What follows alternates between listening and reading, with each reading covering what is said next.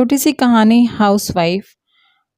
और आपकी पत्नी जी क्या करती हैं? लंच करते हुए दीपक ने कंपनी में नवनियुक्त सौरभ से पूछा। मेरी पत्नी तो एक कंपनी में एचआर है। और आपकी पत्नी? सौरभ ने लंच बॉक्स एक और रखा। मेरी तो बस हाउसवाइफ ही है यार। दीपक की आवाज में अफसोस झलका। आप किस्मत वाले हैं। सौरभ ने उसका अफसोस महसूस करके उसे खुशगवार किया। किस्मत वाले कैसे? दीपक को आश्चर्य हुआ। जीवन स्वर्ग समान होता है ना, पत्नी हाउसवाइफ हो तो। मतलब? दीपक का आश्चर्य और गहरा गया। पता नहीं लोग पत्नी के हाउसवाइफ होने को बेकार क्यों समझते हैं। हमें तो सप्ताह में 2 दिन अवकाश भी मिलता है ना। हाँ तो फिर? अब दीपक चकरा गया। अरे क्या आपकी पत्नी को अवकाश मिलता है कोई? दीपक को चुप देखकर सौरभ आगे बोला। बल्कि जब छुट्टी के 2 दिन बच्चे भी घर पर हों और उसका काम चौगुना हो जाता है।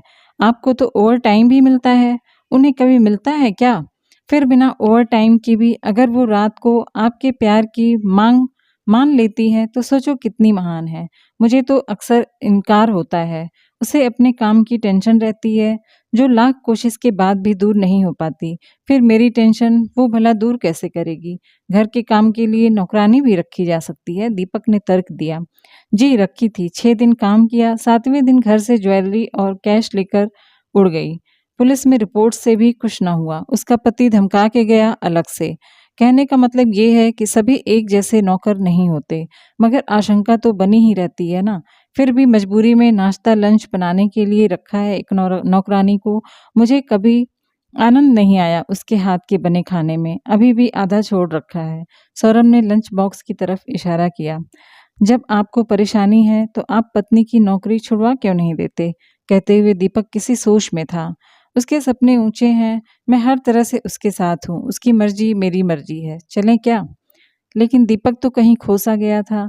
सौरभ ने उसके कंधे पर हाथ रखकर हिलाया तो उसके चेहरे पर बड़ी प्यारी सी मुस्कान उभरी। उसने सौरभ का हाथ अपने हाथों में ले लिया और गर्मजोशी से दबाया।